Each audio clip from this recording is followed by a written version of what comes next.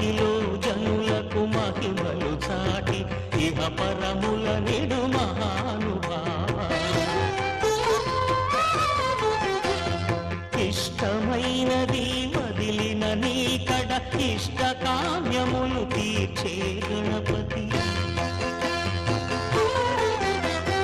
కరుణను పురియుచు వరములను సగుచు నిరతము పెరిగే మహాకృతి సకల చరాచర ప్రపంచమే సన్నుతి చేసే విఘ్నపతి నీ గుడిలో చేసే సత్య ప్రమాణం ధర్మదేవతకు